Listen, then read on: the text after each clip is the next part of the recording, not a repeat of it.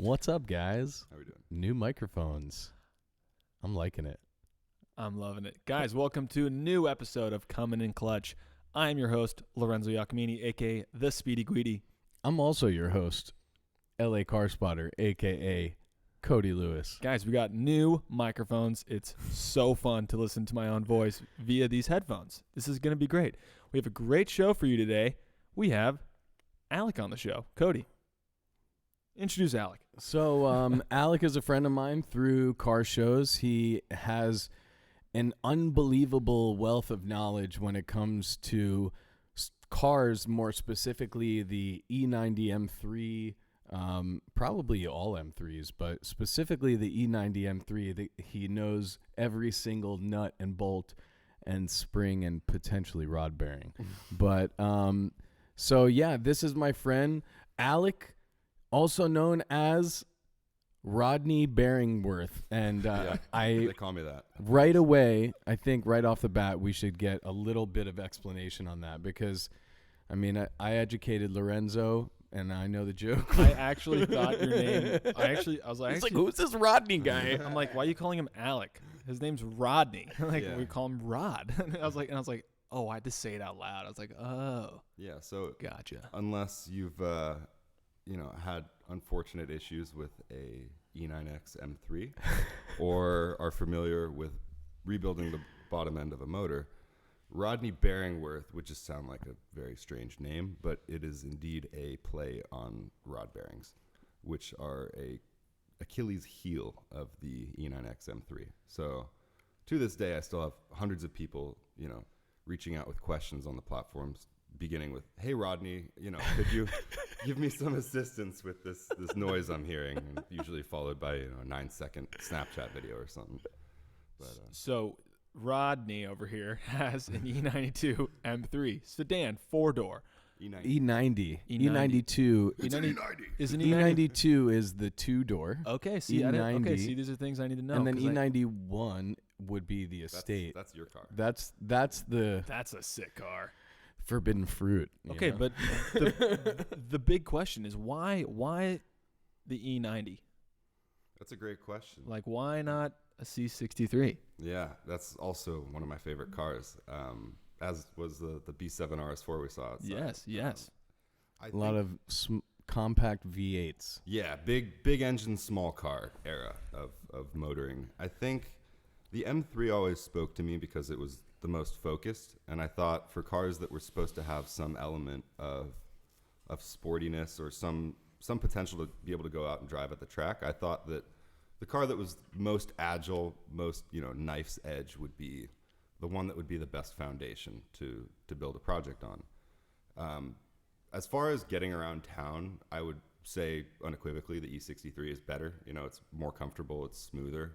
It's just, people don't like when you press a paddle, things happen. It's got that like Couple hours later. Mercedes luxury aspect to it, Yeah, the Mercedes has a shitty gearbox, that's for sure. Let me put it this way. If a C63 had a manual, I would have one right now. Like, I love that car.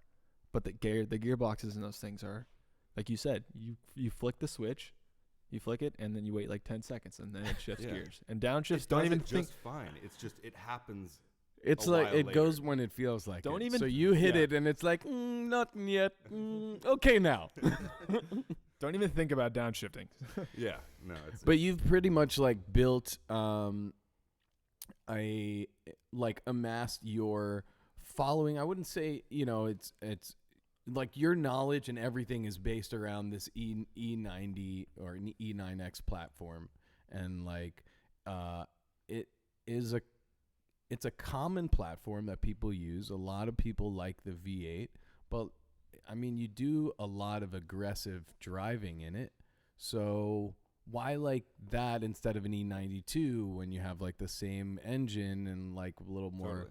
sporty of a car, or less weight or less Yeah. doors or No, I whatever? think- But They're pretty close in weight. I just Yeah. always I liked having the 2 extra doors. I just thought it was cool. If the car has the same utility, if you can go do the same thing with both cars, but one offers more, why not go for that one? And I've had a bunch of E92s, and I've loved them. They've been great. I drove a couple of E90s, and sort of it had to do with the driving position as well as just getting behind it. You know, the hips are a lot wider, and just I think it looks better from the rear. I just kind of liked the feel of it, even from driving it. So, you know, I found a good spec on one. I found one that was a no option stripper, as they call it. So that's the It's a really good spec. yeah. And we just went for a little ride in it, and it's like cloth seats. It's the no trifecta. sunroof. That's what I used to say. It's so no sunroof, no navigation or nav delete or single hump. There's 50 oh my different- God, the freaking hump in the Yeah, middle of yeah, that one. yeah. It literally takes up like 30% of your viewing. Yeah, you don't see the power dome as well. You know, Yeah, everyone for wants sure. to see that M, The double- hump. The power dome. The power dome. hump. But yeah, it's a Welcome to the power dome. yeah. No, it's I just always gravitated towards the E90. I like the E39 too. I feel like those are both peaks of BMW M sedan. You know. But like life you can't cycles. you don't get the aggressive sportiness out of a 5 Series than you do a 3 Series. It's just like 2 feet longer. Yeah, you can't. Yeah. I But- mean, it's a great car. Fantastic. But if you're going to be like ripping it up at the track, I'd like 1,000 times over take a 3 Series over a 5 Series. 100%. When you're on a track, it's also just the width of the track and the width of the car are very closely related to like how you can take a corner. Or I should say that's closely related from the beginning. But you know, if you have a smaller car, the corner becomes bigger, so you can drive it faster. Just if all other variables are a constant. So smaller cars are usually going to be more fun, especially on small canyon roads, because they make the road feel bigger, right? You don't feel like you're going to be over the double yellows. Right, if you're right. on one side, you know, a 1-inch movement of your steering wheel and into the wall on another. How much track driving have you done? Like, have you grew up track driving, or did you just get into it? I got into it a couple years ago, but you know, I hit the ground running. I just did a whole bunch of Balls events. to the wall. Yeah, did a bunch of events each month and went with a whole bunch of different groups.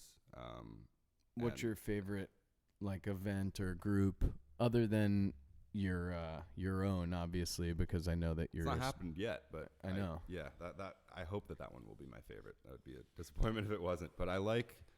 There's a couple groups I like going with. Race Car Party puts on a really good one, and so does Private Track Events. And they also have really good cars that show up to Race Great Car Party. cars. Yeah, I for mean, sure. they're a little bit more. There's a little bit of anxiety that comes with those events because you're on track with actual race cars. It's not just the name Race Car Yeah, they're Party. Like I had an serious. LMP car like fly by me. That's intimidating. It's like, very intimidating. It's not just like open. No, because I know what you mean, because I've been to like I've been to a few like Speed District events. I know Josh, who sets up Speed District, and those events, it's basically like a free for all. Obviously, there's different run groups. tiers. You Yeah. know, you can go like amateur or semi. There's or different pro, rules whatever. for each. Yeah, but you know, you're still with what you did. Those are like real serious race cars. It's not just like, hey, bring your like random not modified C63 out. Yeah. You know, And Dude, it can be dangerous too, because for an inexperienced driver, if you're on track with a whole bunch of really fast drivers, you got to be looking in your rearview mirror more than you're looking straight. Because if these Yeah, you guys have are to coming look- up behind you and they're about to make a move that they're anticipating that you're going to see them because they're used to driving with people who have good awareness, and you don't see them, and you just drive. You drive a line that would be good if you were on your own, but you're not on your own. There's a guy coming in a lot faster than you, and you're in an open session group, and maybe you shouldn't be. If you don't see this guy and like he's trying to pass, and you know you go in towards the apex, and he's kind of dive bombing, but not dive bombing. Like, Yeah, you yeah. know, he's kind of.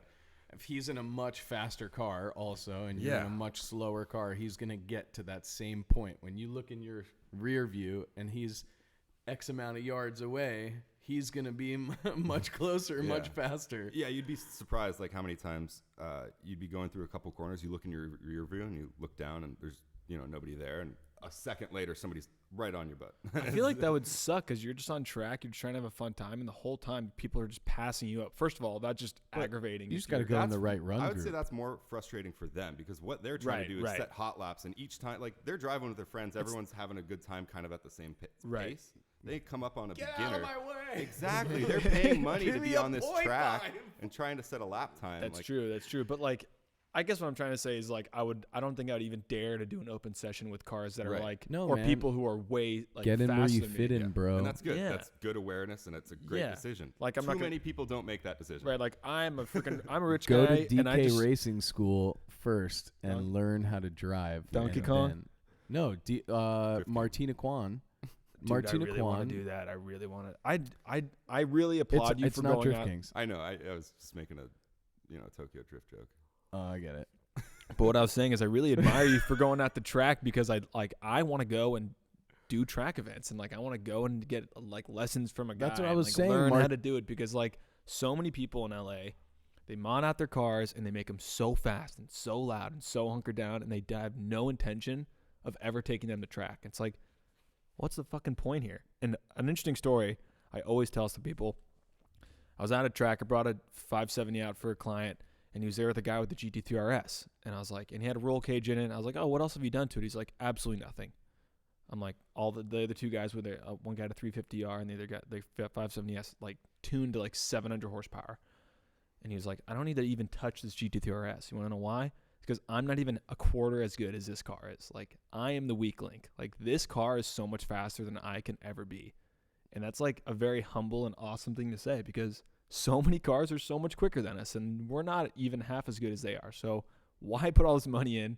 Like, put your money where your mouth is. Johnny Lieberman said that. Yeah. Put your money where your fucking mouth is. Get a car that's to your level. These cars drive are, it. I mean, yeah, but to your point, like these cars are engineered from factory to be extremely powerful and performance oriented for the most part. And obviously, there's a couple things that the company might cheap out on that might break easier, so people might replace it with a stronger part. But for the most part, a lot of these cars come from the factory way faster than their drivers can drive them. Absolutely. And then they're so worried about putting in this mod and that mod and this mod before they actually drive the car and see how fast they can actually comfortably drive confidently drive the car. Like, take the car to the limits you can take it to, and then once you surpass that, then do the necessary modifications. I think that's one part of modding, but I think there's an entirely different part. And I can speak to that because I definitely modded my car before I was at the level that it was, right? Right, but yeah. Well, Wait, before we get into modding, Yeah. I just want to do a quick announcement. We do have a small sponsor for the show. A buddy of mine, Phil, from RevOff, and if you guys want to check it out, just go on Instagram. It's RevOff. They are an automotive, I guess, it's a magazine, Instagram magazine, but he has supplied me with a whole bunch of bacon. So we are going to be enjoying this plate. here, Pretty Alec. fancy. Yeah. go for it. Oh my lord. Just Take take a a hand. piece. Just eat The it like bacon eat it is like actually from It's a sign. I Teddy's. did both. Listen, if the bacons are connected, it's one bacon. Do we have like paper towels or just What? bacon hands? Yes. You got bacon hands now. I'm going to eat this one with hair on it. That's fine. Rodney bacon hands? Yeah, exactly. So this bacon's from Teddy's Diner in Santa Monica. It's fantastic. This is kind of dank. Wow. Yeah. So enjoy us chewing for a couple seconds. Anyways, before we get into the modifications you've done in your car, Right. we quickly went over them earlier when we were driving. And all your modifications mostly are suspension. Like, you're not the guy shoving a freaking supercharger, twin turbocharger No. in your car. And, like, I really am not for that. I'm really not. So I applaud you for that. But let's hear what you have to say and just give us the whole list of Yeah. what you've done in your car. Tell us all Right after about this what you bacon. should do to modify your car and then what you shouldn't do.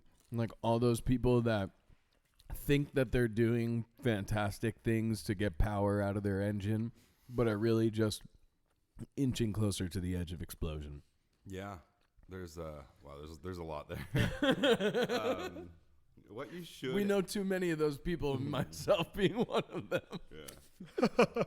There's what you should and shouldn't do depends on mainly two things: what car is in question and what you want to do with it. A lot of people, there's a car that's fine to mod. Like you can get positive results for a number of reasons if you want to make it different aesthetically, performance-wise, they're good to mod. Just a lot of people will choose the wrong path to do it. Like, oh, I want my car to handle, I'm gonna lower it. You know, like not quite. I'm gonna put 800 horsepower in, but keep the stock brakes. Or changing the equilibrium of things that the manufacturer decided was a good combination of performance and reliability.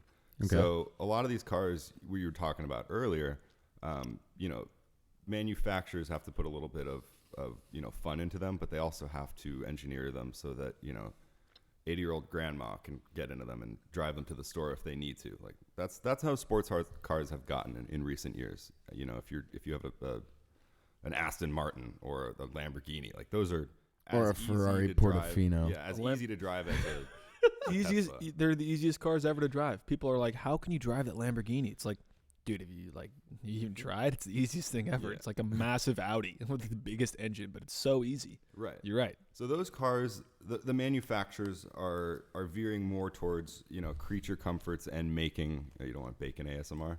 Yeah. There we go.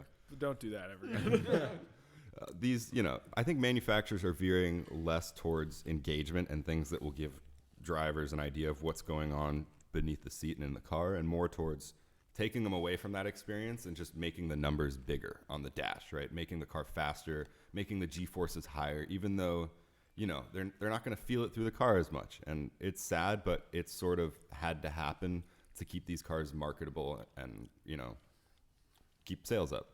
I think modifying cars has become, It's less. definitely the marketability and the price of the cars. Like, Yeah. I think, modifying cars is becoming harder and harder because it's now just a matter of cranking up the boost, right? yeah, it's true. There's it's hard to And extract. remapping ECUs and all that kind of stuff. Yeah, you can't really extract a visceral reaction out of a car that was designed not to give one in the first place, right? These, like an M3 or a Porsche GT3, from before the year 2018, or even counting like the 991 and the recent ones, you put a nice suspension, some a little bit stiffer mounts and bushings, like that car feels like an old driver's car. Not entirely, but it has characteristics that would remind someone of a really old school analog driver's car. Even though it's got a lot of electrical assistance, it'll still vibrate and rattle and give you weight through the steering wheel and all sorts of things that are fun and enjoyable for enthusiasts like us. It feels like you are connected to a machine that you're in control of versus like driving a computer that is basically trying to simulate what you're doing with the wheel and the pedal in the most efficient way electronically to the gears and to the wheels. And it's not, there's like a gap there. There's like a connection that gets missed. Exactly. For sure. Yeah, and I think it was maybe it was like Chris Harris talking about the Bugatti Chiron when he was doing a review on it. Like there's 16 different algorithms that are overlapping for just the steering feel in that car. So it's like that's not what's happening at the wheels on the road. Exactly. You're not feeling that. You're feeling what Bugatti thinks you should feel is going on because they've decided that the performance of these cars is so high you can't possibly just feel what's going on with manual steering. I mean, that would be psycho if they put like manual, non-hydraulically assisted steering in like a Chiron. Could you imagine a Chiron with no power steering? But you're right. Yeah, I think it also has to do in huge part with what the company wants the customer to feel. So they electronically program those feelings into the pedals and the steering wheel, where like the normal consumer doesn't cross their mind. Yeah. When they turn the wheel, the car turns, and like that's what they want to happen, and that's what the majority of people want to happen. But when you're as connected to a car as like you are, or somebody like on the track that literally, I just sat in your car and like you have the solid engine mounts instead of rubber engine mounts, or like, and there are so many things that are connected, and you can feel every single shift, and when the shifts happen and all the little things that happen in the engine, you feel all these little vibrations through the frame, and they like communicate to you through the seat, and it's such a raw experience, and it's totally the opposite of what you would get if you were to even just buy that car stock or to buy like the new version of that car. You know, it's more along the lines of like if you got an M3 GT4 like road legalized, but a little less crazy. You know, my initial goal was like I want to keep all of the factory utility of the car, but just bump everything up to where like it's riding the line of like if I did anything more, it wouldn't be an M3 anymore. Like I still wanted to be able to drive people in it. Like I didn't want the I feel like Matt Farah talks about that a lot, like pricing your car out of its class or modding your car out of its class. And it's like, you can have an M3 and really love an M3 and put this and that into it and spend $50,000+ on modifications to get it to be 600 horsepower, you know, just every single little thing modified. But you might as well have just gotten a GT3. Yeah. Like you might as well just save the extra change and buy the car that's supposed to perform in the way that you're trying to make this car perform. Right. Unless you just are a fan of the car, the character of a front engine 50/50 sports car. A lot of people, Porsches do what they do so well, but a lot of people just don't like having the engine. Yeah, for sure. Right? Well, but just in general, I mean, even if you were to be a Lorenzo and say, well, why would I put $60,000 into a E90 M3 when I can get a 350R and literally have every single thing be perfect from factory? Yeah. But you're right. I mean, it's just about like the character and putting your own little touch on the car, and everybody's different. But I digress. You get a lot of you drive a lot of different types of cars, which I think kind of gives you the ability to have a better view of the car you drive. So I've seen you come to car shows in classics, notably the F-Type, E-Type convertible. Oh, it's a great car. Is that a family car? Is that a client car? A friend's car. Cool. Yeah. So, yeah, I mean, you drive a lot of cars, and you happen to mention like the whole driver's car thing. Like, like you mentioned that it feels like an old school driver's car. So like what are like old school driver's cars to you? There's a bunch of things going on, but I think it all centers around being more engaged with what's going on, or being more in touch with, how the tires are interacting with the road, how the transmission is interacting with the engine. In a lot of newer cars, you have a lot of electrical systems and really fancy technology that are making these interactions better, and they're making it more efficient. But they're, like you said, kind of putting up a veil. There's like interference. It's a little bit of interference. Mm-hmm. Like it's just using you to know when it should act, but you're not interacting with it acting. A lot of acting in there, but so like for example, we were talking about the 991.2 GT3 earlier.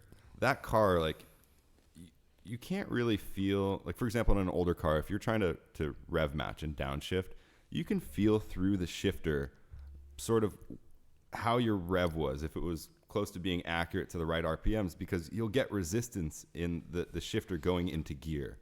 Right? Those sort of things. Lorenzo is turning to look at me because he knows I don't drive old cars and he does. So he's like, he has no idea. So the two of us are going to tell you about how old cars drive. Dude, because we're just driving on the freeway in my car, and he's just like in 6th gear, and he just like slams it into 4th gear, and it's like, see how like it's kind of forcing you from not doing it. Was an accident. You really have to like you have to rev match, but you're right. You can feel it going in. Like it wants the gear. Here's a concrete example. You're in 6th gear and you're at 2,000 RPM on the freeway. You have really long gears in whatever car you're driving, and you want to downshift. You push the clutch in. If you don't give the rev match in an older car, and let's say the revs drop to idle from 2,000, but you should be at 2,600 in 5th gear. Maybe I'm getting these imaginary gear ratios wrong. You're probably wrong. But yeah, if you try to push the gear lever from 6th to 5th at idle, it's going to have more resistance than it will at 2,600, because like that's whenever the synchros are lined up and everything, that's when the gear wants to go in, right? Right. So newer cars won't do that. Like I remember the first time I drove like a newer manual transmission car. Like correct it for you, right? It's not even that they correct it for you. It's like you can do whatever at any speed. You can put it into any gear, and there's no resistance, right? And like with rev matching, you don't even need to think about where your revs are, because it's going to do all of that for you. Yeah. But like you sort of feel what an older car wants to do and what it doesn't want to do more than you will in a newer car. Got it. You also learn immense information from driving a vintage car than you would a new car. A great example is the Alfa Romeo Duetto. I was just driving it the other day, and if you don't rev match, it'll like zap your hand because the gears are like. Yeah. It's not zapping, but it feels like a zap. It's really unpleasant. It does that grind sound. It does the grind, but you really have to almost listen to the engine and really get to know the car and know where the revs are because it doesn't have a synchro. So you just like slam it into gear, it's gonna go and it's gonna zap your hand and it's gonna make a really unpleasant feeling.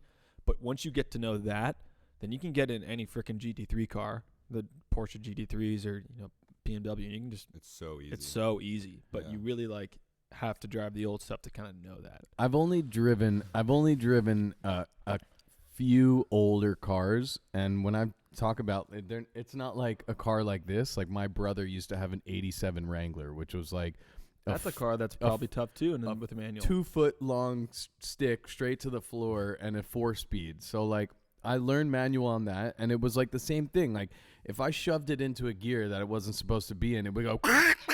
And I'm like freaking Donald Duck. That's a That good was a noise. great That was sound. that was good. Yeah, and like you'll keep trying to like jam it, like We're I'm jamming. doing it wrong.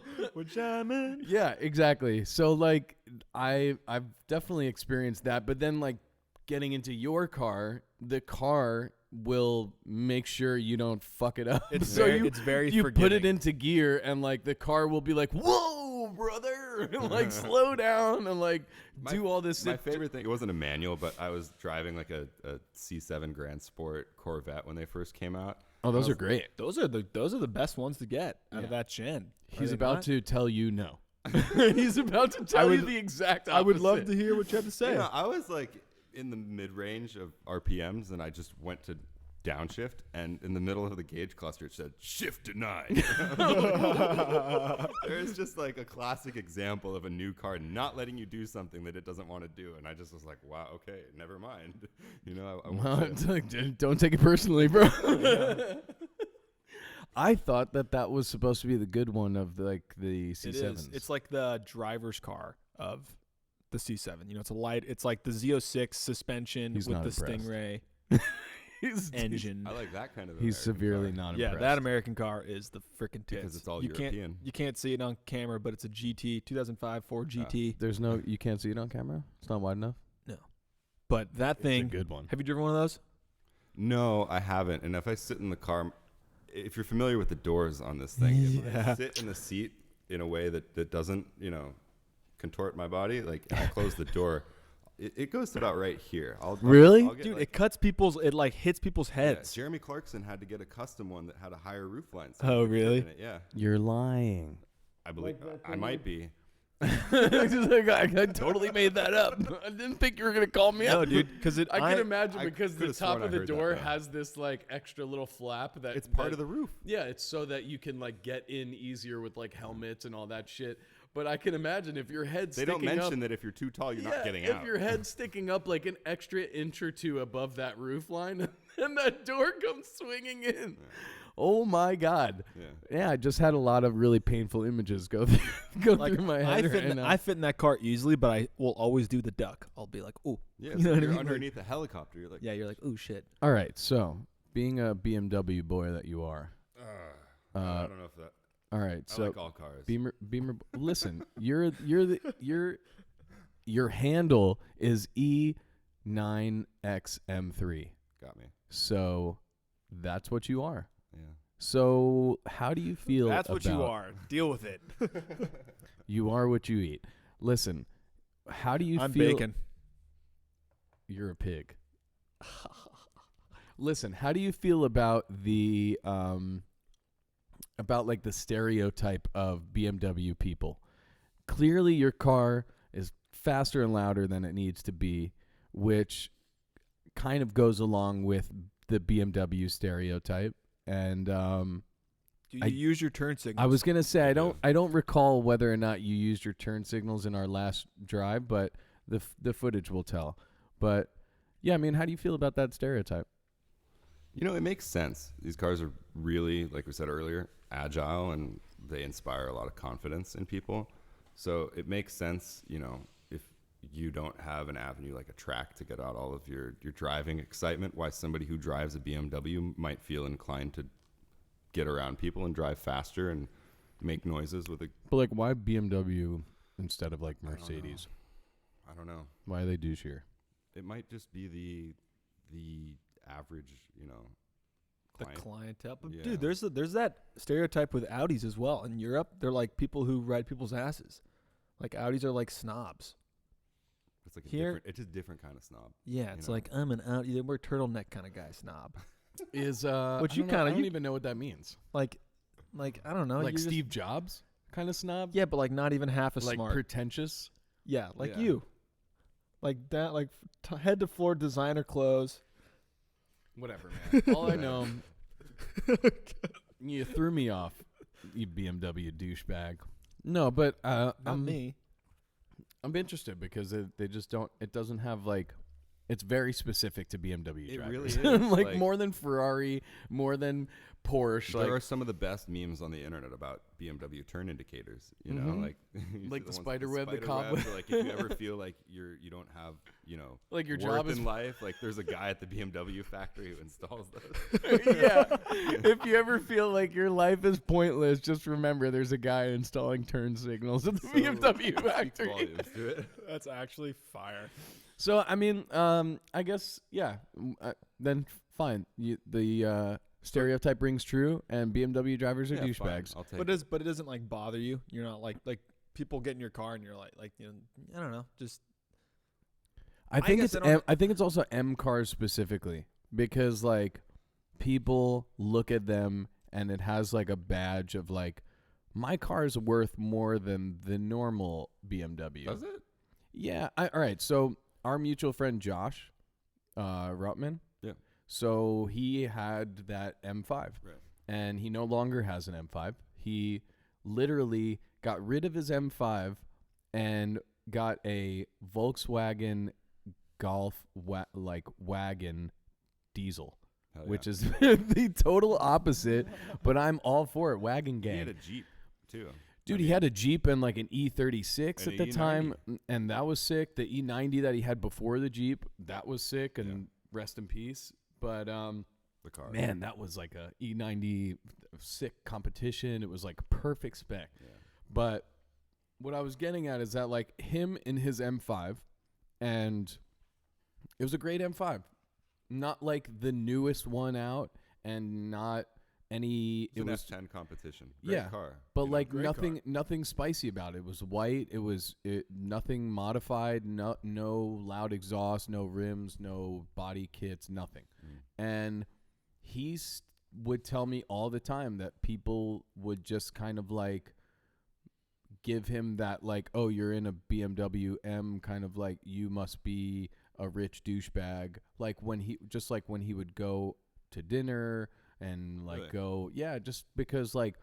But you like know- somebody coming up in the equally expensive S500, like, oh no, you just want a comfortable ride to dinner. Yeah, because That's your so M strange. is like a sports car version of your car, which means like you don't just want to have a big expensive car. You you also wanna- want it to be fast. You want and- to drive like an asshole. Like, yeah, exactly. It's like that's pretty much it. It's like your car is meant to be just a driving car, but it's an M, so it's like the asshole version. Hmm. Well- I can kind of see that, but like, you would say that about if you saw somebody driving a GT3 RS, you'd be like, you want to drive, you know? like- GT3 RS is for sure. Maybe not a race car. GT3 because it's a little more understated, and that's why I really like the GT3s because they don't look like an aftermarket kind of like raced up car. But you think that sentiment towards BMW drivers would be stronger than that same feeling towards somebody who has a GT3 with a wing on it, not even an RS? I don't even know. I think most people don't know shit about Porsches, and they just assume every Porsche is the you same. put a wing on your Yeah, 911. the general public thinks that like every Porsche is the same. Yeah. But I think BMW, regardless if you're driving like a base 3 Series or like a, a 7 Series M760 with a V12, like I don't think it even matters. I think people still have like the same stigma. Hmm. But I don't know. I don't know. Porsche has a weird stigma though, right? Porsche's like the odd man out. You can like have whatever car, and people will always look. You can have a 918, the most like the top of the line, like Porsche. People won't think that you're a presumptuous asshole. I think you're But really, you're really a cool. classier asshole than like the Lamborghini driver. Right. Like Lamborghini, you're automatically an asshole. Yeah, Lamborghinis are purchased to pull up to the club with. Like, Yeah. No Yeah, matter well, how nice, humble, cool, regular of a guy you are, like you got a Lambo so that you can fucking flex. Yeah. Like And here's the thing: if you don't want to flex and you bought a Lamborghini, like let's say an SVJ or Performante to drive at the track, I'd say you're a little bit embarrassed to have it. yeah, so I know this guy right now. I'm not trying to call him out or anything. He's a really, really nice guy, and he just got a Urus and an Urus, and he had a Huracan and like a bunch of other cars, you know, and he drives a Range Rover Sport or something, SVR or something like that. But he got an Urus, and he asked me about wraps, and he's like, "Oh man, like who should wrap my car?" I'm like, "Well, what are you trying to do with it? Like, are you trying to get a color, matte, or something like that?" Gold He's like, chrome camo. "No," he's like, "I want it to be super low key," and I'm like, You Got got a a Lamborghini. "You freaking just Urus, got a bro. freaking Lamborghini truck. Dude, I've you been- automatically cross low key off the list." And then he's like, no, like it's gray, and you know, I'm thinking about wrapping it like, you know, like a Nardo gray or something. I'm like, you should have just gotten frickin' Nardo gray if Right. that's your choice. But like, yeah, you don't get a Lamborghini truck to Go buy a to Q8 be if you low want key. low key. Yeah, like you don't fly under the radar. No matter what fucking color it is, like I've you been- could be all black and it's not flying under the Dude, radar. that car is I've been driving that quite a lot recently for Love whatever it or hate reason, and I kind of hate it because it's, Ah. dude, the It's a interior fast RSQ8. it really is, but it's tuned to the Lamborghini spec in the way that, and I know this because I just drove the RS6 the other day, like sharp shifts, and they're the same basic powertrain, same gearboxes, right? To my knowledge, I could be wrong. Don't freaking kill me in the comments, but like the Audi is so smooth. You floor it, and it like the will just, trolls. and it just goes, and it's like the transmission the transmission tuning is so much better. In the Urus, it's like they took the tuning for that transmission and they just cranked it to 11. Like if you floor it and Let's you shift, make it feel like the single clutch event. yeah. Oh, I they see. they do. They took like a Z. I think it's a ZF. I think it's a ZF 8-speed, but they like tuned it so that when you shift it, it goes like and it like shifts you into another dimension. And Yeah. like the way the throttle mapping is, it's very like jumpy. Hmm. It's very I jumpy. could see that. Like the RS Q8 is not like that, or the Like the- getting off the line or moving low speeds is just impossible. It's just like jumpy. When you have it in race mode, it's like, dude, you're fucking. Have you driven any like super or hyper cars / SUVs like that? Haven't driven. I've been in a Urus. Urus.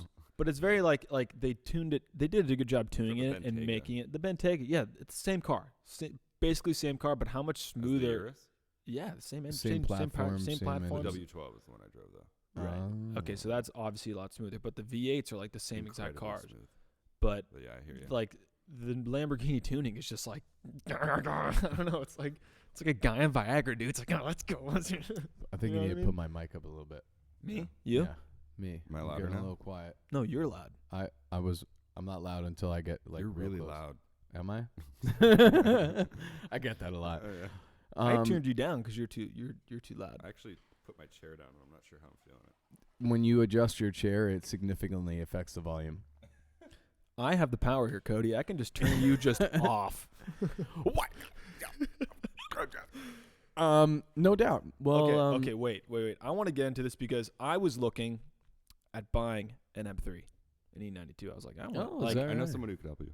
like I wanted to get it, but every I know a single guy. okay, but I'm gonna say every single person I talked to, professionally and non-professionally, was saying, just be careful because maintenance issues. And the one phrase someone said to me was, you have to pay to play with an E92 M3. Is that true? I mean, all cars have issues. I think, BMW issues are sort of magnified from forums True. and from how many people are actually modifying them? how many people are modifying them and how many people, bought them secondhand who didn't have the money to necessarily maintain them. Right. You I think know? that's the problem. You get a car and you have a good intention of just doing Yeah. the nice maintenance, but then you get a car off Bring a Trailer, which you probably shouldn't do because I know a million people have bought cars off Bring a Trailer. who all It's turned out hit to or be miss. shit. But either Really? way, I thought bring a trailer was like the way to keep it good and no, not dude, we have like five, avoid eBay and we things have, like like, that when you don't know the history of the car.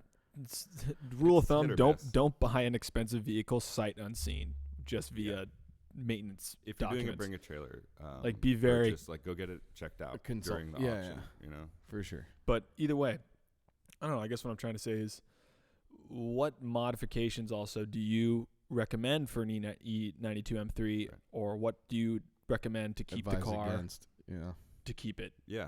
really Well, nice? You know, replace the rod bearings. bearings. That's something that no matter the mileage on the car, no matter how it was kept, driven, or you know, it just doesn't matter. You gotta do the rod bearings if they haven't been done.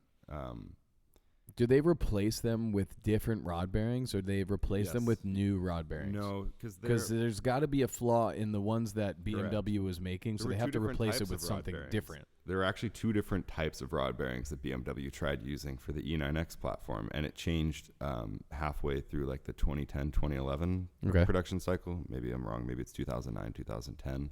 But they started with tri-metal bearings, and once they realized there was an issue when some of the cars started blowing up, they're like, oh, we got to change this. You know, the tolerances from the crankshaft of the bearing wasn't right, so they, you know, When you say tri-metal, it's like just like a composite, like whatever the it's, composite you know, of the it's a rod ring is. bearing. It Yeah. looks like you, and it Yeah.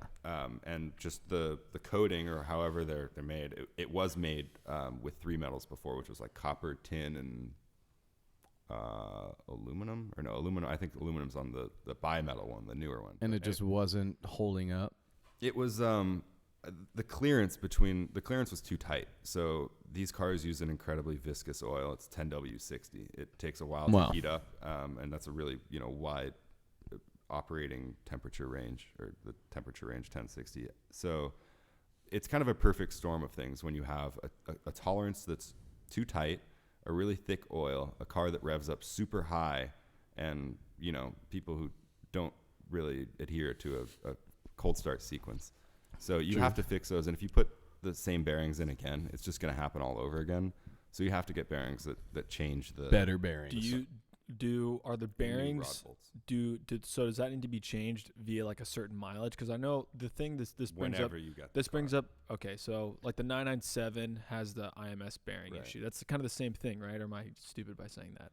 Like Uh, they say that after 60,000 miles in a Porsche, if it wasn't done, that mean it doesn't have that problem. It's not the same. No, It's not the same. Like you He's should saying just it's do it. likely that it could blow up at any time because the rod bearings are just an not right engineering from the oversight. beginning. Right. But Yeah. what So but, if you but have also, the opportunity to fix get it. a car and have that fixed, that's like the thing you should Right, have. and a lot let- of people commit the changed right away. logical fallacy of saying, "Oh, it's been fine this amount of time. Why should I change it?" Right, It's but- like, I'll change it. I'll fix it when so it let's breaks. say let's say it'll be out a little let's bit say more.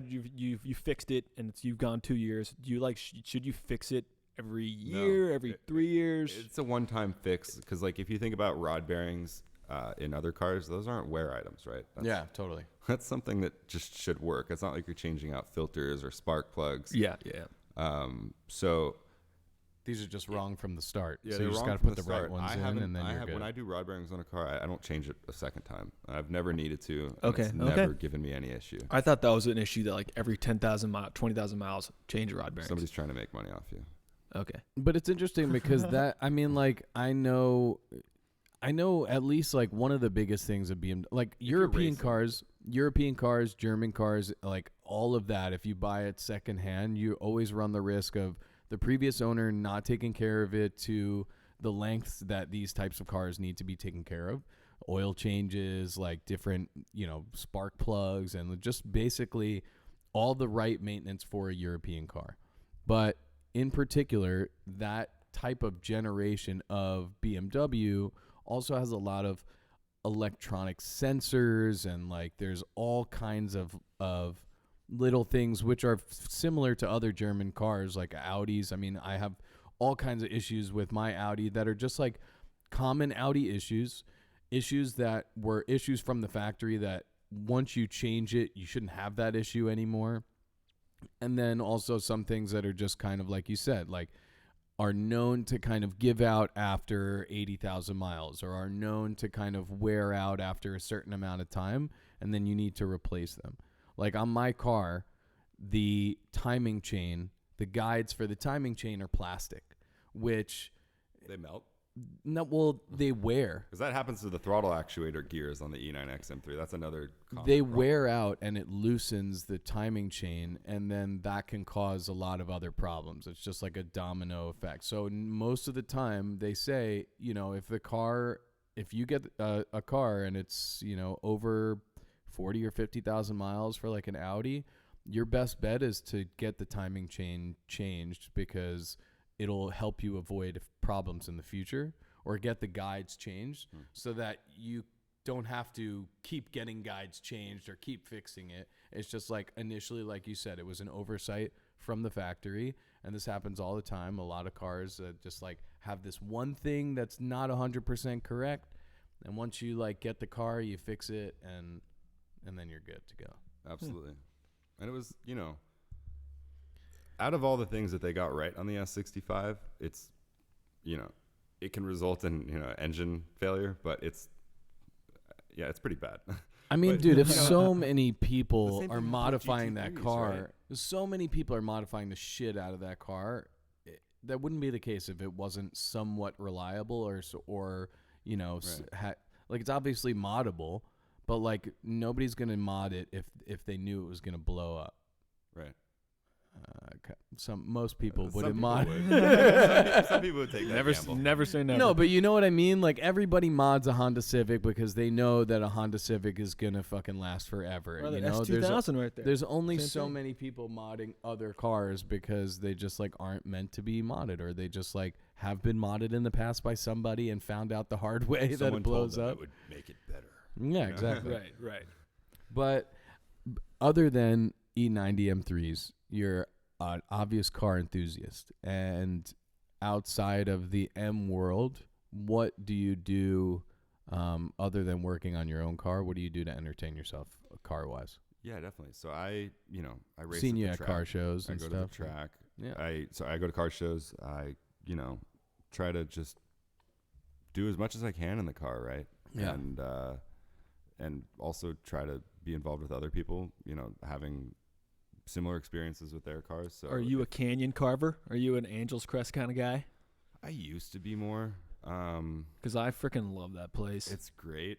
Just when you get out to the track, you're like, oh my god, it's That's so much true. faster. That's so And true. it's, If I could go to track, I'm going to track. But Yeah. I don't, and I have a GTI, so I'd be a little bitch ass out there. But I feel like if more people went to the track, there would be a lot less accidents, accidents and be more safer 100%. drivers. 60 I always million say- percent. Oh, Because totally. these people are like you said, not only is it just like, oh, don't drive fast in the streets, like take it to the track. Like it's beyond that. It's like go to the track, experience what it's like to have a place where you can drive the shit out of your car legally, and then the second you leave, you're never gonna be able to recreate that experience on a normal road, so you don't even try. Going you're on a gonna- canyon's boring because you can't get anywhere near. You're just like, oh man, if I was on a track right now, I would be cooking. and high. But since I'm not, I'm, like, why would I do it here? There's also way too much risk on the road, man. Like, yeah, luckily,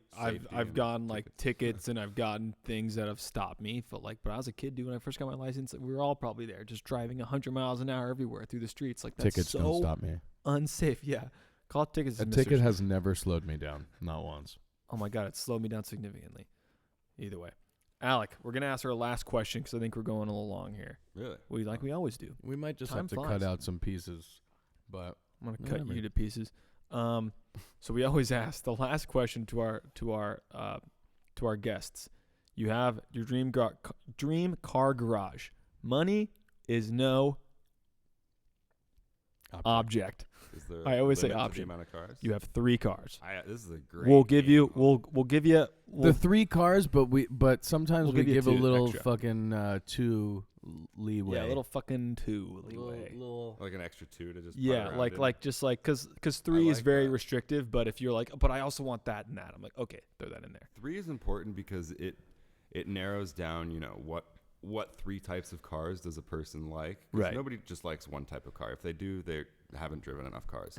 And then also like, what do they feel like is the best in each of those, or what to them? Right, but there's different So cars many for cars. different, uses, right? I need You know, a like, Carrera GT. fuck yeah, I do too. That's my favorite car ever. Have you driven one? No, I've been in 2. They're the freaking best, dude. Yeah. They're both rides were very spontaneous.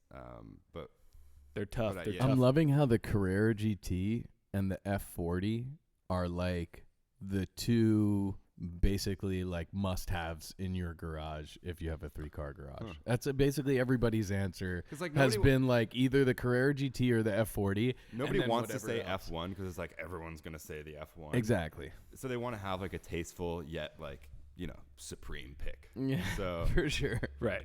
but no, since the Carrera GT came out, it was just because of like I think I was really young back then. Just the noise of it, that high pitch like F1 sound. I was just like I need that. It ticks a lot of boxes, as in driver engagement, dangerousness. It You know, never I should kind have of like that. existed. It was supposed to be a race Yeah. car Yeah. twice, and it got scrapped. And Thanks to the Cayenne. Yeah. Shout out to the Cayenne. Yeah. so that's one. It's also really good looking too. Yeah. Yeah. A lot of people are like, oh, you wouldn't have an M3, and I'm like, like This is a dream car. You could have Yeah, have right? the M3 I wagon should if say you want. M3 CRT because that's an awesome car. Ooh. You Or know? E46 CS1. I Wait, what's I a like- CRT? Someone what's explain this to me. A CRT is a M- 4-door GTS, so it has the stroker motor, but it has front and rear buckets. Mm. Not buckets, but like check out the interior in this. There's 67 of them made, painted in frozen silver. Has all the same suspension goodies from the I'm looking right the now. GTS, which is KW Club Sport, bunch of Oh better my god, the bushings. GTS of that one was sick. It was like the non-road legal. Orange. Yeah. It was road legal in Was in, it? in Oh, Europe. that's Oh, pretty- in Europe, That's some We didn't pretty get- cool stuff there. But like right. compared to like the M4 GTS and that GTS, like Oh yeah, way is cooler. this is this SMG only? It is DCT only. DCT. Sorry, why do I keep calling it SMG? because what the it hell was because BMW did SMG Yeah. before. That was the 46. That E46. and the had this. E60. Yeah. E60 was It had SMG this like 2. goofy little. 46 was SMG 1. Those are some interesting looking seats, man. Right? They're like You it get looks like buckets on the one. back. They're like guys. it's very. Sorry, I can't really. See, they're kind of. We're gonna obviously post a picture. Yeah, Jamie, pull that up. Yeah, we're gonna post it. All right, so Carrera GT M3 CRT.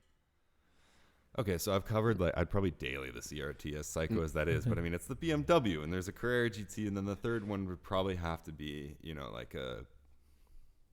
Well, damn, I'm gonna need 2 extra cars. aren't I? Yeah, there you go. Yeah. Exactly. I Nobody can do I need 3. something old. No, this is easy. If I have a Carrera GT, an M3, and like an old, because you already have one auto, you can get 2 manuals. I'll take like a. Damn, this is hard. I'm just trying to think of a good old car Dream now. garage, man. Dream. I know. Like money out the door. Also, it changes like once a week, man. We say this all the time. Like our dream garages change weekly. For car people, trying to pick a top 3 is like the hardest thing ever because It also has a lot to do with most recent car you just drove. It's like, Yeah. oh, I'm so that's about another good that. question. I need an Italian car in there, and then I think I'm good. Frick, yeah, you do. I have a question. After this question. I don't want to finish on this question. No, like Alfa Romeo, like No. like an old. I don't fit in Alfa. I mean, I fit in them, but like it had to be they- convertible. They're great to. They're great to drive, except all the control weights are just in the wrong places. Yeah. So yeah, like yeah, when yeah. you're driving them, my knee was touching at the same time the center console, the steering wheel, and the shift knob. Yep, that's like, how all like at the once. that's how like the old like '80s Ferraris are. The shift knobs like Yeah. under your knee. Yeah. And you're like, what's going It's on? great emotional car. Just nothing was in the right place to use it. Right. Well, when right. everything is so complicated and everything is so confusing, you have to be connected to the Yeah. car. So you have no choice when all the levers are in between your legs. Yeah. gives it character. Okay. Last car. Like let's just say. Would you want like a baller like 250 I California was just gonna Spider? say like a short wheelbase, like a 250 short wheelbase. Like that's freaking badass. Right. Amazing. Or a two. You know A which Cal? one is beautiful, and maybe get a little bit more like of a cruiser for the third car is like a 250 Lusso. I love the Okay. Lusso, or if you want to go even more special, the Lusso Fantuzzi. It's like the I'm looking that up What's right a now. Fantuzzi? It's like a it coach sounds built. fantastic. it's a coach built 250, and it's just Oh, is it like gorgeous. the Zagato Berlinetta, the 250? Whoa, that's pretty cool looking. It's like a Lusso. it's like a 275 mixed with a GTO. Yeah, That's sick. Wow, that's freaking sick. You know, I love this shit, man. have you ever seen the what was his name? There's a guy that drives around Beverly Hills. He's got a navy blue with a white roof, and it's like a 250 GT something Zagato Berlinetta. Yeah. You know what I'm that talking thing's- about? Yeah, we've seen. Look it up. It's got that, like, the C pillar has like the Z in it. It's got a Oh, white damn. roof and navy body. I don't know that car. That sounds crazy. We saw it at Yeah, the car. Yeah, it's- Ferrari it's car show. Definitely a unicorn. That one. It's this one. It's got like hard to the see. roof, the Oh, roof humps like the Zagato helmet humps, and it's got the C pillar or the B pillar or whatever is a Z. Looks It's like it was in the freaking incredible. concourse. I love that little dip in the roof, like the Zagato does. Yeah, They do it on it's some the hel- Astons it's the as well. helmet humps. Yeah, the It's helmet so, Is it really? It's so Yeah. that you can wear helmets in the car, That's and great. that's like Jeremy Yeah. Clarkson needs that. yeah. No, that's like actually whenever I see that on cars, that's like my favorite. Like the Dodge Viper has that too. Like it's so sick. Really? All right, so that was a fantastic top 3. Very different I- top 3 too. Besides the crib, like those are different cars. I appreciate that. Yeah. because we got people say P1 918 Bugatti. Yeah, It's but like, you know that's what? it. Nobody You don't want says like redundancy. Koenigsegg. Nobody's like, I want a Regera, or nobody says like, I want Pagani Huayra BC. Like nobody has said that, and I'm surprised, but I'm not. I think people are scared to, like you said, you want something supreme, but not like Undrivable. No, I, Basic- no, basic- honestly, it's like, basic I'm Supreme. I'm not straying away from those because like I don't want to pick the nicest car or the most expensive cars because like They're just I- not as it's cool. not. It doesn't do it for me. Like Totally. you said it. You can't drive those cars, man. Like money is no object. You still can't rip around a Koenigsegg. But if I have to pick like I the don't know if I first, want to. if I have It'd to, be if fun. I have to pick the Yeah, three, yeah, you the kill three that are yourself. gonna be like closest to my heart, you know, if I had to choose 3, that's probably why I wouldn't put those in there because what are your 3? I mean it's changed every episode. Obviously the guest What is will, it right now? So like I said, it's kind of for me it's always been a battle between the F40 and the Carrera GT being like the kind of like modern, half modern sports car-ish kind Yeah. of thing. But right now I'm looking at F40 because of the mega rawness of it. I'm looking at a 812 GTS because That's hard to dispute. I really want to say the F12 TDF instead of that, but the looks of that GTS right now, and it's just insane. It's And like the roof best, off. Take the roof off. literally Yeah. the best production car period right now. Best looking car. And then my third is shit. Your wagon, right? Yeah, like I need a wagon. I really do. I think it would be like the new E63. I wanted to say RS6. Absolutely amazing. I wanted car. to say RS6, but the stuff that people are saying about the new E63 wagon, stuff that Johnny said, just of like the 2021 compared to the 2020, Oh, really? just like Mhm, yeah, he mhm. said it's a world of a difference. So I'm kind of hyped on that car. Yeah. I really like it. I could see that being amazing because the last one was the best modern car I think is on sale right now.